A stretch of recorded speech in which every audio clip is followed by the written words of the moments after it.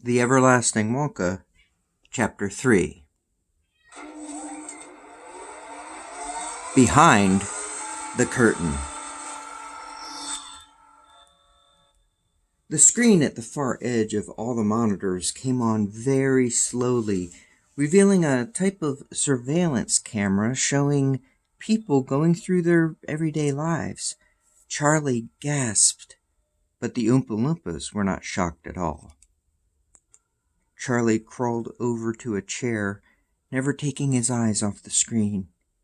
The hidden lives of all the children who found the golden ticket were being revealed.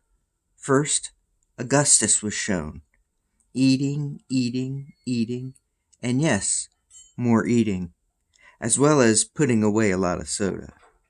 He looked and acted so greedy, like everything belonged to him and was for him to consume. Next, Charlie saw Violet at her house, the gym, and school. Charlie saw another girl next to her chewing gum. That must be the competition she spoke of, he thought. Then Veruca was heard yelling at the top of her lungs, in the right corner of the monitors. There was footage documenting her mom and dad's involvement. It unveiled how Veruca nor her parents found the ticket personally. They had made hundreds of workers go through the countless cases of candy, tearing the paper from each Wonka bar they touched, searching for a golden ticket. Finally, Charlie noticed Mike TV, a camera peeking under the desk, catching him play with a handheld video game while in the school classroom. Another hidden camera showed him watching a small handheld DVD player while sitting in a school assembly. The special guest spoke of the importance of reading. "Wait," said Charlie. What? He hesitated, then expressed the word explain. The Oompa Loompas were about to try to explain, but interrupting them, the pre-recorded words of Wonka blared out. "I can explain. I paid people, specialists in surveillance, tracking, and investigation, to find someone pure, sincere, and honest. I wanted to show the world that no good could come from being bad. We found 5 that fit all the typical behaviors and attitudes. I chose these, to come in and see my factory. When I found each particular child that would portray the particular point I wanted to stress, we would plant the golden ticket where they were bound to find it. Yours was planted too, Charlie. As I have already told you, I knew you'd be the one, and now the day has come. You were the hardest kid to get a golden ticket to because your family couldn't afford it. We are so glad we were finally able to put one in your path. We had to use 7 tickets on Augustus because he kept eating them right along with the candy bars." He paused as each child was shown in their everyday life, behaving exactly as they did when at the factory. One screen showed Augustus burying his head in a bowl of some type of chocolate pudding, then flashed to him reaching into the chocolate river. Another screen captured the attention of everyone by its sheer loudness. It was Violet. She was all mouth, talk, talkity, talk, while the whole time chewing,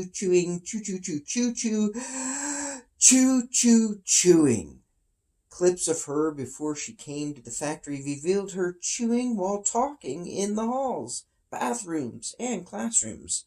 Some people can't walk and chew gum at the same time, unlike Violet. This girl could not only do that, she could also talk her head off, expressing how great and talented she was in everything she did, and she even talked as she waited to see the school principal for talking too much. The sad thing was that every time she opened her mouth to talk, it was usually about being the best gum chewer in the world. She constantly flapped her gums while chewing the same gob of gum she chewed while on the tour in the factory. The video faded. They watched as she snapped when Wonka got to the one of the only machines he had that made gum. As the surrounding speakers began to make rustling sounds, a sort of static, everyone thought there would be another breakdown. Deep down, they knew it was all part of Wonka's overall show. Expecting the unexpected, the rustling and got louder. Some voices were added to it. Then bells and whistles started sounding off. When all those sounds diminished, all you could hear, coming through every direction, was Veruca's voice, making greedy demands, one overlapping the other, until finally everything went silent. Completely silent.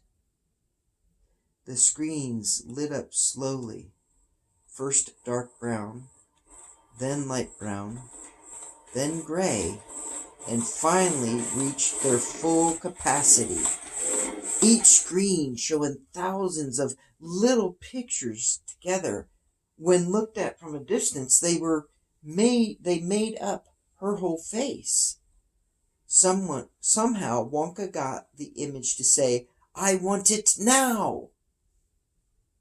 What followed was a rush of images.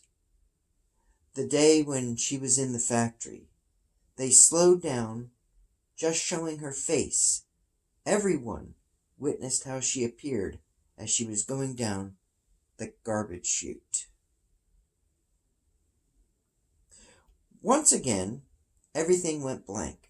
No lights appeared in the room at all.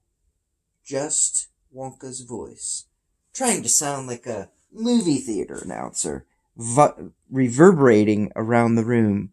"Ladies and gentlemen, men, of all ages, I introduce you to Mr. Mike TV." The room immediately went from completely black to an overwhelming brightness. Their eyes could not adjust fast enough. No one was able to see anything. They were blinded by the light, but they could still hear. They heard Mike in school telling other kids how dumb they were, and then he was even mouthing off to the teachers, thinking he was smarter than they. As the light descended, each screen began to show off a different TV show, ones that Mike liked the best. The room was filled with chattering racket, and then all the monitors worked together as one big screen, showing Mike insulting Mr. Wonka in the factory's TV room. They watched the replay of Mike sending himself through the Wonka Vision machine, then Wonka pulling him up and out of the monitor. The screen showed a curtain closing as if the play was over. Shortly after closing, the curtain slowly opened back up, revealing Mr. Willy Wonka standing in the middle of the stage. No one could top him. His first words were, "Don't try to grab me like we did Mike TV." He smiled and twirled his cane around. The camera moved in for a close-up. He declared, "I've lived a full life. I have done more in one day than most people do in their whole lives. I'm not bragging. It's a fact. Fact!" Emotionally, he finished, "Greed, rudeness, selfishness, and lack of interaction with other human beings. These are the 4 traits we must stay away from. I had to pick the right ones for the right job. Otherwise, not only would my points not work, but the Oompa Loompas would not know who or what to sing about. He winked, and the picture started to fade, going fuzzy, full of static. Am I fading? Just a little? He coughed, just as his image faded completely. His voice came through with, "My factory will help you stay young and playful and never grow up or get old, Charlie. Life is too sweet. While you're alive, enjoy it."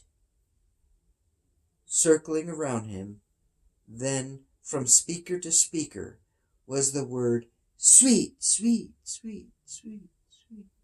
It echoed on and on, around and around. That was the last they saw or heard from Mr. Willy Wonka. On to Chapter 4, Without Wonka.